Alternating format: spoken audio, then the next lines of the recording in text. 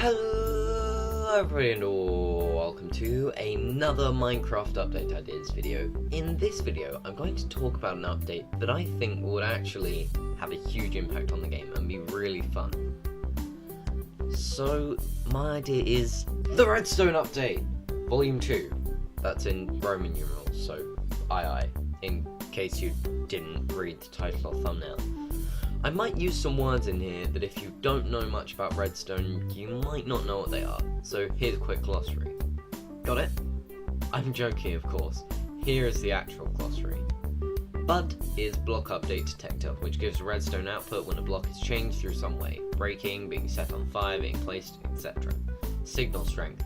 Fairly obvious, but redstone carries up to 15 blocks, which means there are 16 signal strengths if you include 0, which would be no signal. Push limit. Currently, pistons can push 12 blocks, otherwise they do not activate. Data values. These say what kind of block the block is. In coloured blocks, they tell the colour of it. But why do I think there needs to be another redstone update? Well, the last big redstone introduction to the game was in the original redstone update in 2013, over 4 years ago. Unless you count slime blocks from 1.8, but even that was over 2.5 years ago. Since then, there have been no redstone features added, except observers, but we did already have bud switches, so that doesn't count. And given that redstone is now such a huge part of the game, I think this needs to change. So here are my ideas.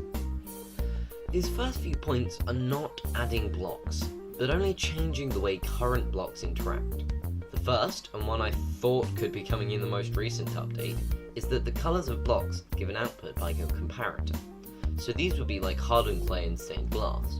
Obviously there are 16 colours and 16 signal strengths, including 0. The signal strength would correspond to the data value of the wall. On this line of thought is note blocks giving output based on what note they are playing. The only issue is that a note block can play 24 sounds for semitones. This means that sharps and flats would give the same output as the note they are sharp or flat of, giving 15 different output, because the lowest note is an F sharp for an F that can't be played. I'll say that these start at 1 signal strength.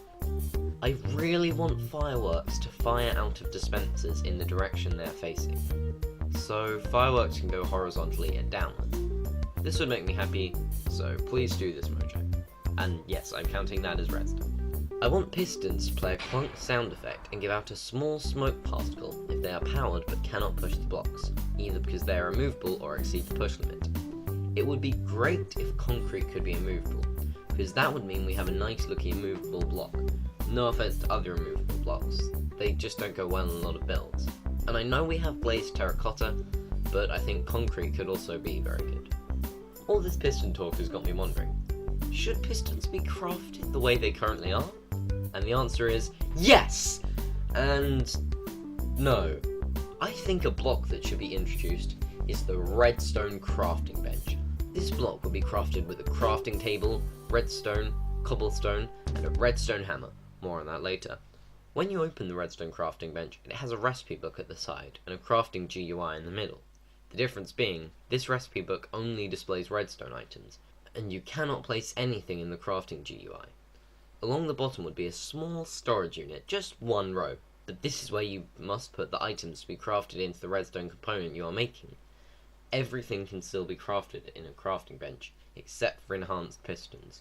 Ooh, I hear you say, what are enhanced pistons? Well, I'll tell you. They're still called pistons, but have a different data value. By using a few buttons when crafting a piston in the redstone crafting bench, you can increase either how far the piston pushes, or how many blocks the piston can push. To increase the push limit requires more redstone, up to 25 blocks, and increasing how far the piston pushes takes iron, up to 12 blocks, because that is the piston push limit. You cannot increase both push limit and piston reach. When a piston extends further than 1 block, it is not instant. It takes 1.5 redstone ticks per block extended, because this is the speed at which pistons extend. The retraction is still instant, regardless of piston extension. What if the piston loses power before extending the full length, I hear you ask? Well, it just retracts. Simple as that. Although coding all this stuff in would not be simple. So have fun, Mojang. Anyway, I have mentioned the redstone hammer. So what is the redstone hammer? The redstone hammer is a tool, crafted with 2 sticks, 1 redstone, and 2 iron.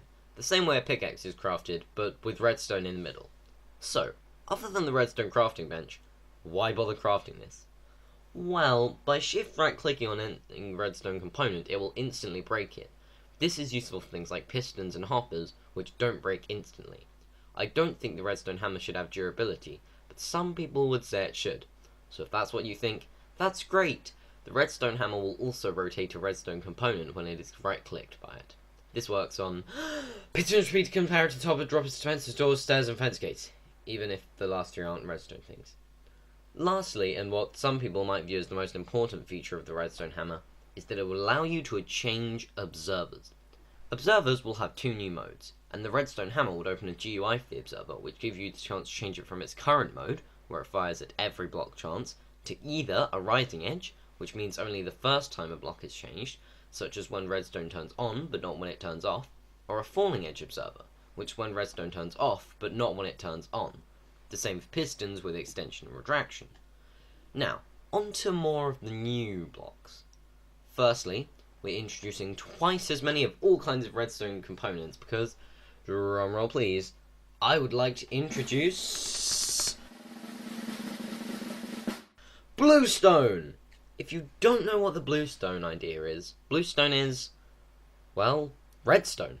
Bluestone is redstone, but bluestone does not interact with redstone. This means you could basically have 2 redstone circuits running directly next to each other without them interacting. You can, however, get redstone and bluestone to interact through hard powering. If you don't know what this is, it is when a block is powered by redstone, or in the redstone update, bluestone, directly. Bluestone has an equivalent of the redstone torch, block, repeater, and comparator. These recipes are just the normal ones, but with bluestone instead of redstone. But there is no bluestone equivalent for things like dispensers and pistons, but bluestone can be used in place of redstone in their crafting recipes. Bluestone would be crafted by surrounding a piece of lapis in 8 pieces of redstone to give you 9 bluestone dust. As we're on the subject of different kinds of redstone, there's an old idea I want to reintroduce in a very unique way. Those of you who don't know, before redstone, Notch planned to introduce gears. Now, I don't want these to function like redstone. They won't power droppers or dispensers, and they won't lock hoppers. Gears have to be placed on the side of blocks. However, they can power vertically. Gears would be crafted with a stick, redstone, or bluestone dust, and some cobblestone. This would give 4 gears. Gears are powered by the block they're on being hard powered by redstone, or bluestone, because I don't think redstone and gears should directly interact. Gears cannot power redstone, but they can power pistons. Gears are similar to redstone repeaters because they each have a 1 redstone tick delay between them, meaning pulses spread out rather than acting instantly. Gears' signal strength runs up to 10 blocks. Now we have 2 new redstone components. These would be, and of course they have bluestone equivalents, the director and the extender. Extenders act very much like repeaters except without the delay. They are pulse extenders in a single block. They would be crafted with 3 stone, a redstone torch, and 2 redstone. They act like a repeater in the sense that they have 4 settings. 1 tick adds 1 tick to the pulse, 2 ticks adds 2 ticks to the pulse, etc. You could always use comparators to make a long-lasting pulse extender, but I like there being a definitive component that doesn't work the same way comparators do, of each tick the circuit getting 1 signal strength less. The director would be crafted with 3 stone and 3 pieces of redstone. It accepts redstone from any side and then sends the same pulse as received in the direction it points, which can always be changed by a redstone hammer. An interesting feature of the director is that it can take multiple inputs, up to 3 different inputs. It outputs the strength of these inputs added together, up to 15 blocks of course. Next, a new block, called the loader. This loads the chunk it is in. That's it. It can be put in a minecart to go on a circuit and keep multiple chunks loaded, switched on and off by redstone. The loader would be crafted with an observer, cobblestone, redstone, and redstone torch. Now the penultimate feature, iron chests. Crafted the same way as a normal chest except with iron ingots. This could only be opened when powered by redstone. Why? I don't know. It's just a cool redstone feature and fits in with iron doors and trapdoors. But anyway, thanks for watching. If you have any ideas or suggestions for Minecraft updates, make sure to leave them in the comment section below. If you enjoyed this video, then make sure to leave a like so I know to make more. And if you want to see the next one of these, then do not forget to subscribe so you can't miss it. Thanks for watching. Ciao.